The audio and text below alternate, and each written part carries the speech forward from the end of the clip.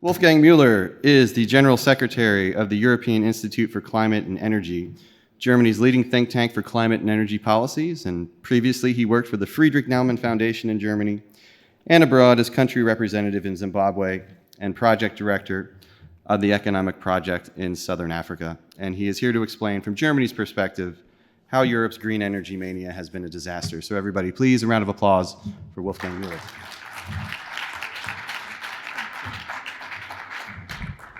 Thanks, Tim.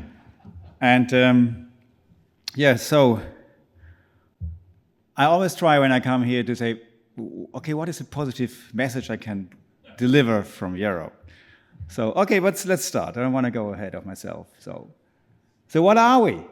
Who are we? Who I am? So what you see there is an example of how actually the existence of climate skeptic think tanks is creating another industry in academia. Here, what you see is a report with the title, A Stronghold of Climate Change Denialism in Germany, Case Study of the Output and Press Representation of the Think Tank ICCC. That's my think tank. Okay, and hey, listen, I mean, it's the only thing I really have to quote, and where it makes sense to read it. So the author, one of the authors, Mr. Moreno, not Morano, okay, Mr. Moreno, and carefully reading. Climate change denialist think tanks have played a major role in climate obstructionism in the United States. And we are beginning to learn that there are also certain European think tanks acting in line with their US counterparts. In the case of Germany, also the most relevant think tanks are aligned with the scientific consensus. One denialist stronghold is represented by the Europäische Institut für Klima und Energie, ICCC, our think tank. So it's just like, yeah, who are we? Thanks. And as I said, it's a whole industry now. I mean, you can buy fiction literature or other books about us. The first on the left, I translated the title like, with the green thing, the struggle of the right against the ecological turnaround. And the green thing, it's climate racism. I mean, to be honest, up to this day, I fail to understand what climate racism is. Okay, I might have got an idea just before the other lunch session. Another one in the middle is a novel. I mean, like, okay, I don't want to go deep into this. So the point is, none of these people who wrote these books ever talked to us, ever spoke with us or asked anything, no information. I mean, it's an utter example of self-referencing. So basically, you write something on the internet, then you copy and paste it, and anyway, you can imagine the rest. So the left and the green, they have a particular idea who we are, what we do, and for example, like this, me flying here with my Exxon-sponsored Learjet. I can't remember which model it is because it changed it almost every day. And no, on a serious note, so what do we really do? It's an honor for me to be here at the Heartland Climate Conference because everybody who went 2008 at the first Manhattan Climate Conference of the Heartland Institute, it was like beyond mind-boggling. It was an overkill of academia, of scientific expertise. And we were, at that time, our institute was just 1 year old. We started 2007. Also realizing, okay, it doesn't make sense that all these experts and whatever so-called skeptics work on their own, so we formalized, let's say, critical thinking, collected it. And so 2008 was for us the example and the role model, this how you have to deal with the issue, get the experts together. And you can see on the pictures, we had Fred Singer in Germany, and I mean, almost half of the panelists here we already had speaking at one of our conferences, also 15 so far, and 2 of them even in partnership with the Heartland Institute. And what else do we do apart from conferences? Because conferences alone don't change the world. We also co-finance research. The one what you just see here in the geophysical research letters is one paper from last year with Professor Henrik Svensmark about supernovae rates and burial of organic matter.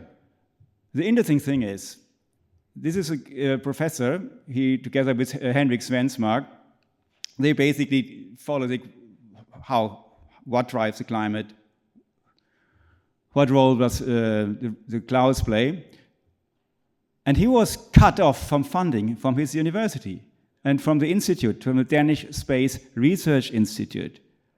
I mean, and we had, particularly Professor Svensmark and Nir Shaviv, we have them regularly speaking at our conference. So we pitched to the audience. I mean, isn't there and not anybody who wants to help? And so over the years, we collected some money. I mean, it's not loads. We still talk about Germany, not the United States. And so we helped him to finish this research, to publish it. And among this, and the idiocy is, last year, the tax authorities in Germany, because we had, since 2012, charitable status, like 501c3 equivalent, and they stripped us of it because they could not see that we were working in any way scientifically. I mean, do I have to say anything more? Of course, for most of it does not really come as a surprise, but it didn't make things easier. Anyway, so on the other side, on a positive note, I mean, I don't want to always just be the doomsday talker here. And you see YouTube, the thumbnail of our latest product, the World Climate News, a very modest title, I realize. And you see our spokesperson and Outreach Forum for Media, Maya, is actually here with us, and she doesn't have to dash to the jet, the Exxon jet, in a few minutes, like me. And she can answer many things later. So anyway, she also has my card for contact. Anyway, let's go ahead. So we talk about not me and us and how great we are, but net zero. I mean, the idiocy. I mean, we in Germany, we don't even call it net zero, we just call it climate neutrality. And the European Union, that's a very interesting thing. The European Union had, regarding energy in the past, and to this day, no real say. That's funny. It's like kind of like counterintuitive. So like the European Union, the Brussels, they don't have authority to regulate what's going on in the energy supply in the various member countries. However, through so-called environmental standards, they're coming in.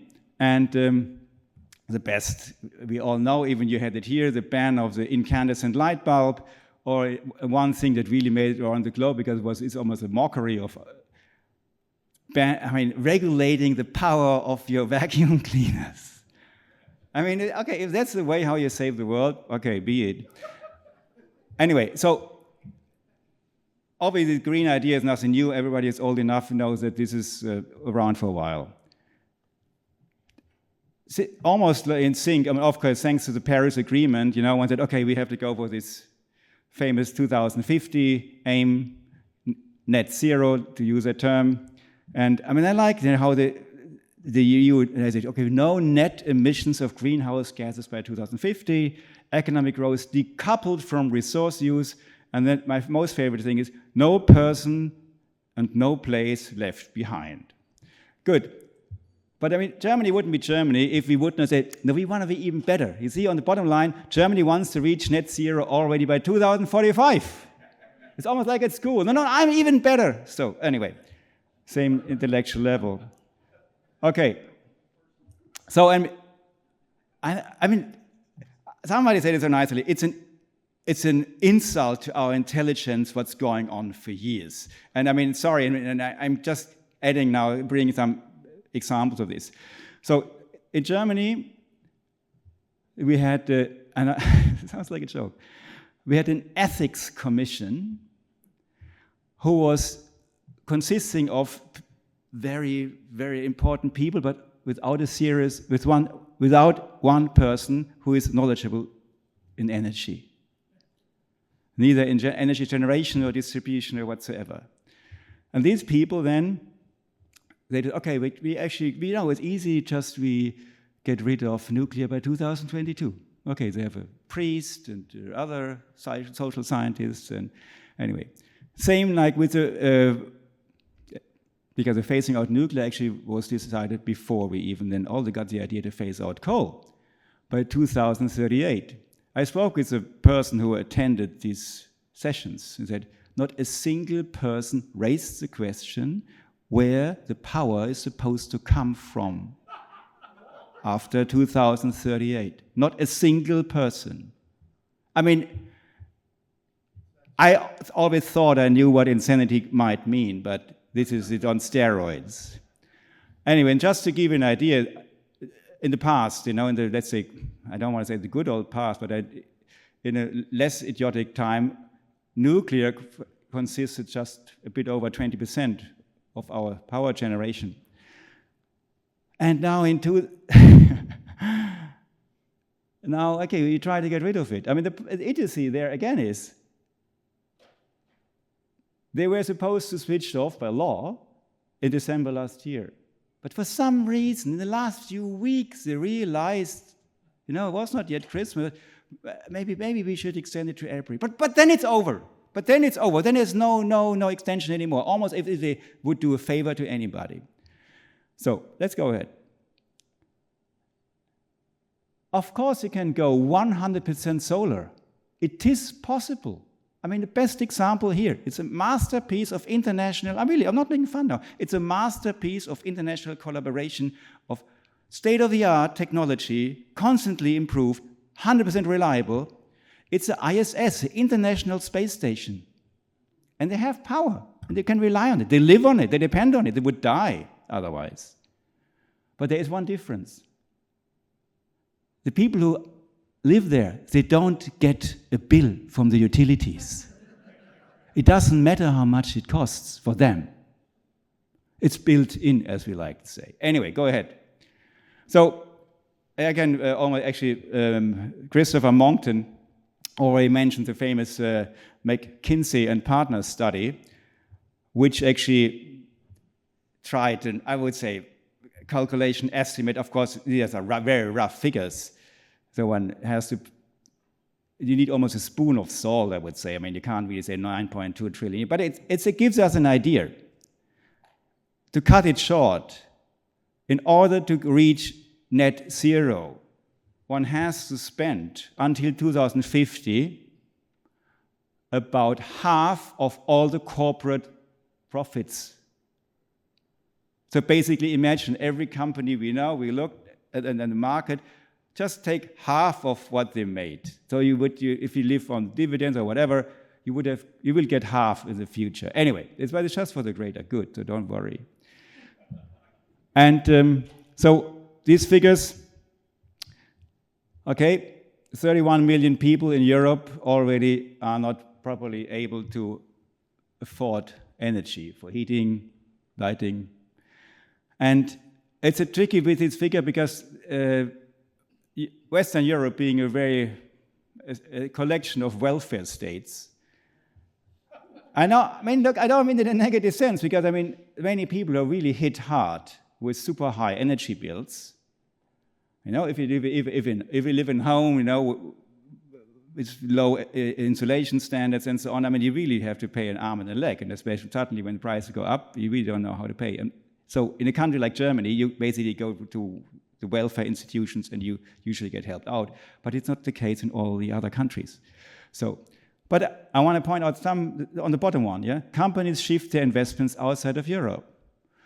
This chemical company, BASF, originally from Germany, hometown Ludwigshafen, it's in the southwest of Germany, the major taxpayer there. Well, they're already here in the United States. It's nothing new. They're an international, global player.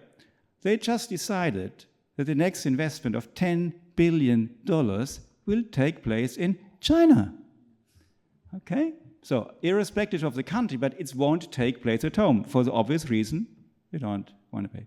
And I want to show you something, a technical thing, and I don't want to bore you actually more with technical, but this is actually interesting because people say, wait a minute, but why is the prices so going so much higher? I said, okay, it's fairly simple. But, I mean, the merit order effect. Some people never heard about it. For other people, it's just a household thing. The prices for electricity on the spot market are determined by the last power plant that comes to the grid. Meaning, so in the old days, if you ignore now the green renewables there in the left corner, where you had nuclear plants and coal-fired plants, whether lignite or hard coal, it doesn't matter. They were running 24 hours. We had the base load, the famous base load. And then, of course, during the day, when you need, at the peaks, you had more, and then we had some probably extra pump storage. But point now I just want to make. And then in peak moments, the last and the most expensive power plants come on the grid. But the rule is they determine then the price of electricity on the market. So, and then picture this. The moment you take out nuclear, the whole thing moves to the left. And you take out coal, it moves further to the left. It says, okay, after renewables, immediately we have to go for gas. So in the ideal world, of course, we have constant power, we have light, the sun shines 24 hours, so we don't actually need this other evil base load out of nuclear and coal. But in the case like here, that different one, let's go up for the show. I'll come back to this, don't worry. Here. This looks a bit confusing, but it's actually very, very simple. The brown field is the consumption. You see, it's August 2021. August 2021, what you see is from the 1st to the 31st of August 2021. The brown is the consumption of electricity. That's basically what you really need in the grid. And it's usually in Germany between 40 and 65 gigawatt, or 60,000 megawatts, anyway. And of course, in a functional economy, like in the Western world, this is what is usually available. We don't bother, we just plug our stuff in, switch them, it's a power is supposed to be there. And what you see now in the other colors is the yellow, the solar contribution. You have the spikes, because the sun, as we know, peaks during noon, usually. And the blue is wind generation, which is beyond erratic. And now picture this. So you see the brown spikes to the top. And for some reason, the blue and the yellow doesn't manage really to reach the top. And especially now you see these little things at night when there is no sun, and there are even enough days where there is no wind either. So where do you get the power from? Okay. And the interesting thing now is you go to the really to the top line, the 120 on the left, 120,000, meaning 120 gigawatt. This is actually the installed capacity. Installed capacity of power generation. It's, let's say, if you just read the boilerplates from the wind farms and the solar farms. And then, you know what the reply of our experts is to the issue that we don't have enough power at night and on the day when we don't have wind? Guess what? We just need more wind. We just need more wind power, more wind farms. Okay, so let's assume, let's be really a little bit generous with the future and say, let's just triple the whole thing. Let's just triple wind and... How much time we have? Okay, oh, that's not much. Okay, so what's next? I go further. So this is actually how it looks like. We have 3 times the wind farms, 3 times the solar fields. Bottom line is, we still don't have enough power. And this particular moment, we still need something else. And installed capacity now, we are over 350 gigawatt, or 350,000 megawatts. I mean, do you need more? It is utter insanity. Because the rest of the power, now we want to get rid of coal. Of course, nuclear, we will probably really get rid of in April this year. The only solution there is, of course, gas. And I mean, thanks to our American friends who do this vicious technology like fracking, there is enough gas on the market, so we can buy that. And just briefly go back. Just to give you an idea, what you see here in scale, and in the middle, in the center, see the Brandenburg Gate. Anybody who was in Berlin, you know what the Brandenburg Gate is, and that is not such a small thing. And these other, it's in real comparison, the size, the ratio of the wind turbines. what is around. On the left, you know, is a dome from Cologne. It's a massive building. So these are the things we want to have 20,000 more of them. Anybody who knows Germany, it's not really such a big country, so it's so much space. Anyway, but that's just to give you an idea what the future is supposed to look like.